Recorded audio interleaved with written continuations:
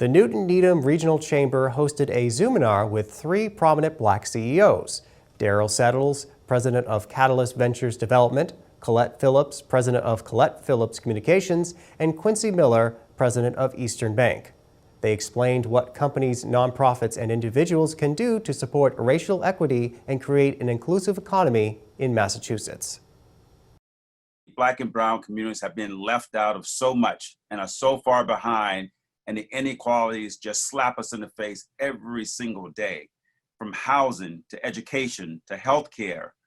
Left out a broader job community, lack of equity in contracting, transportation, getting goods and services. It's just horrible. And we always talk about how we're so inclusive in this city, and it's just not the truth. Companies need to recognize that diversity, equity, and inclusion is in their economic best interest. It's what Bob Rivers and Quincy Miller often say. It's not just the right thing to do, it's the smart thing to do. The demographics are shifting, and increasingly, white America is going to be dependent on the skills, on the abilities, and on the largesse of a changing demographic. We now have the millennial age is the single largest demographic ever in the history of this country. And they're also the most diverse. So it is in the economic self-interest of companies to think about diversity, not if we're going to be competitive. If you are a multinational, or even if you're a small business, having people who look like the people you're doing business with is a good thing. When you think of diversity, equity, and racial, inequities, think of it as a bottom line issue, because it is. There's no longer a social nicety. Yes, we want people to be respectful of each other, but we also have to look at it from the perspective through the lenses. If you are not interacting, you're leaving money on the table, and you are going to be left behind because your competitor is going to be doing exactly what you could be doing now.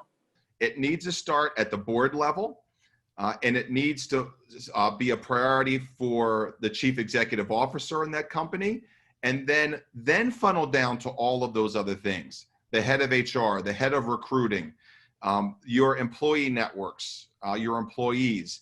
And there's plenty of diverse talent to be hired, and there's plenty of organizations that's developing diverse talent. You have to get connected with Colette. Right? Every time somebody asks me, well, where do I find somebody? I say, go talk to Colette. All you got to do is read all of her articles. She tells you where they all are, and she knows where everybody else is, right?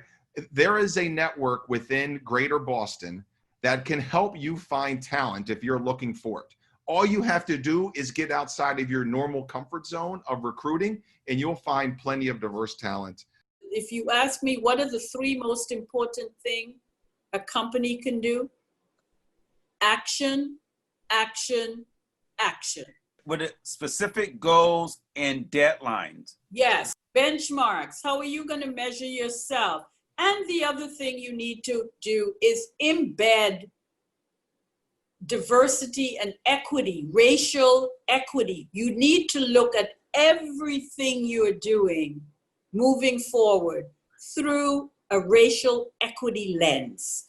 And you also need to embed it in the way you evaluate people, in the way you evaluate the vendors and the people you do business with, so that you are now holding them accountable. And what you are doing, as my friend Quincy liked to say, we can't boil the ocean, but like Mother Teresa says, you can throw a pebble across the ocean and you create a ripple, which is what corporations and individuals and small business can do. You can lead by example.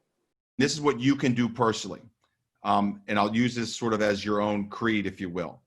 I recognize that dismantling racial inequities requires intentional effort to change my thinking and action. 1.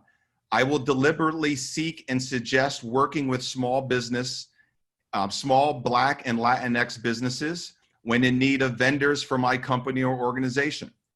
I will lead in sponsoring Black and Latinx businesses. I'll intentionally buy from Black and Latinx small business owners. I believe in the power of speaking up for the Black and Latinx community members, especially when they're not in the room.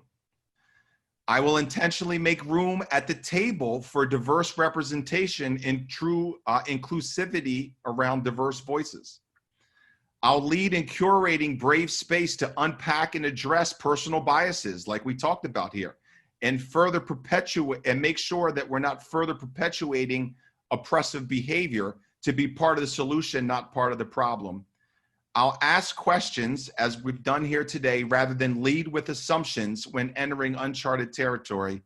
And finally, I will use my voice intentionally to make room in all spaces for Black and brown representation, especially in leadership roles.